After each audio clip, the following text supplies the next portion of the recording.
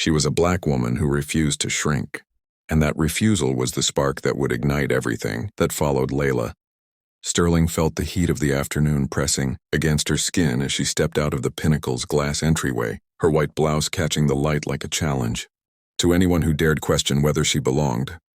She walked with the quiet precision of someone who had dismantled criminal empires, but today she wore no armor except her poise.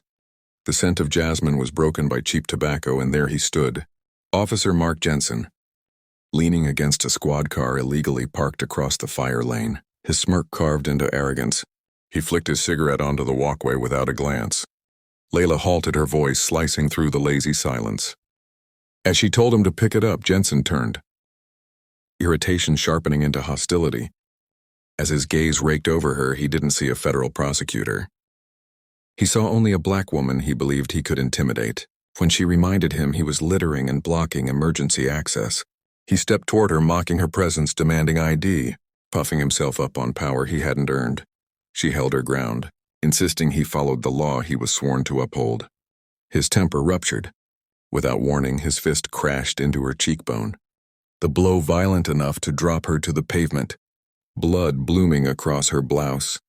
As she struggled for breath, he forced her into cuffs and barked lies about her resisting, performing for an invisible audience. Residents watched in frozen horror as he shoved her into the cruiser, ignoring her attempt to identify herself. At the precinct, he chained her to a bench like a criminal, boasting that she'd be wearing an orange jumpsuit by morning. But when Captain Wallace entered and recognized her, the newly appointed assistant U.S. attorney overseeing civil rights investigations, the station fell into stunned silence. Wallace demanded her release, horror flooding his face as he ordered medics and confronted Jensen. When Layla stood, she delivered a quiet threat that sent Jensen retreating. Every word he spoke now would bury him. She demanded his badge, bodycam footage, and immediate preservation of evidence. Jensen was stripped of his weapon and confined, trembling as his union rep urged him to destroy the Pinnacle security footage before federal authorities could seize it. Meanwhile, Layla, being treated for a fractured cheekbone, was already building her case. She instructed the doctor to document her injuries in detail and called Marcus Cole, her lead investigator, ordering him to secure the Pinnacle's server room before anyone tampered with evidence. She checked herself out of the hospital and headed for the federal building, already preparing warrants for Jensen's records, cruiser GPS data, and dispatch logs.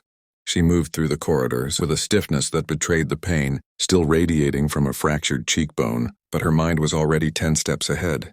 She would not allow Jensen's violence to fade into another buried report. As Sarah prepared the paperwork, Layla outlined the strategy: secure surveillance, isolate communications, freeze chain of command interference.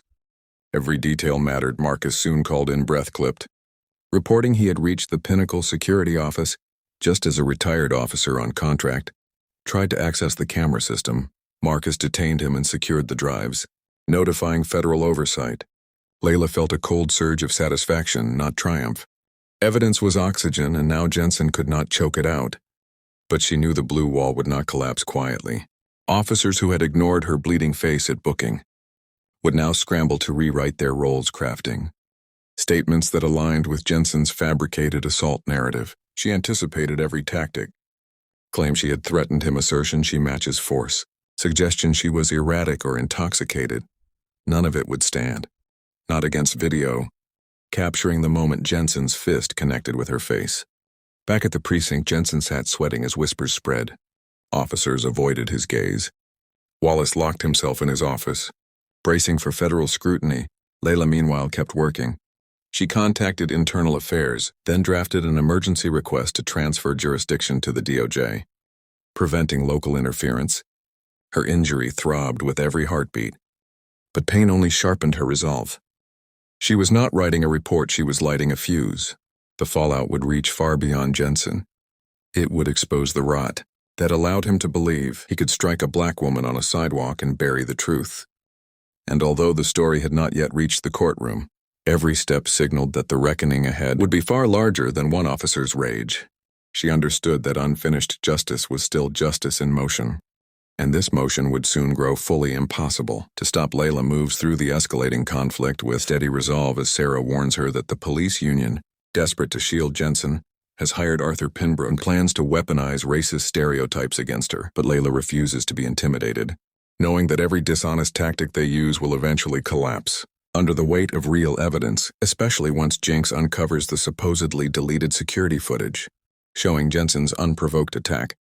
The Union attempts to seize control of the narrative with a carefully staged press conference portraying Jensen as a hero who faced a dangerous aggressor, but the moment Layla arrives, displaying her bruised face and calm defiance, everything shifts as she publicly dismantles their lies and plays the teenager's video exposing the punch, the condescension, and the brutality that contradicts the Union's claims. The footage spreads quickly, shattering the Union's narrative and leaving Gary stunned. As the press begins turning its focus toward the department's history, while Layla announces her intent to file federal civil rights charges and pursue systemic accountability, meanwhile, Jensen spirals into desperation, convinced he can salvage his reputation by pressuring Mrs. Gable into repeating the Union's fabricated story. But his attempt to manipulate her backfires when Marcus and federal agents appear from the shadows, catching him violating a restraining order, carrying a firearm while suspended, and trying to intimidate a federal witness, leading to his arrest as Layla watches from a distance, recognizing that the man who harmed her has walked into his own downfall in interrogation. Layla confronts Jensen with the lies in his report, the racist text he sent to his wife, and the contradictions in his story, offering him a chance to expose the Union's corrupt practices in exchange for leniency.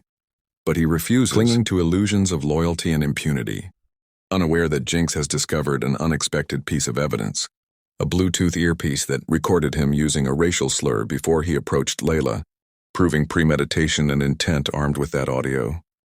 Layla brings the case to trial, presenting each piece of evidence carefully, emphasizing Jensen's deliberate aggression and the abuse of authority that followed, leading the courtroom to a collective realization that the attack was not a moment of fear, but a display of entitlement fueled by bias. When the audio recording plays, revealing Jensen's hateful language and his plan to teach her a lesson, the jury reacts viscerally and the defense's arguments crumble, resulting in a swift conviction on all charges, including civil rights violations and witness intimidation. Judge Holloway's sentencing reinforces the gravity of Jensen's actions, stripping him of his pension, banning him from law enforcement, and sending him to federal prison, while Layla listens to the click of the handcuffs and feels a sense of long-delayed justice settling in a place, as the power he once wielded is returned to the people he once harmed. After the verdict, Layla walks back to the courtyard where the assault happened, reflecting on the violence, the investigation, and the quiet strength it took to confront a system that expected her to yield, while Marcus arrives with updates confirming that the seizure of Union files has triggered a larger inquiry. Gary's resignation is imminent, and more officers are likely to face scrutiny. As the department's misconduct begins to unravel, glancing up, Layla sees the teenager who filmed the video, standing on the balcony, his shy wave reminding her that truth often survives, because ordinary people choose to act, and she returns the gesture knowing that his recording became the spark that forced an entire institution to confront its failures. The moment marks a shift deep within her. She no longer sees herself solely as a prosecutor or a victim, but as someone forging a path through resistance, discovering a new sense of purpose rooted in dismantling the structures that allowed Jensen to act without fear of consequence.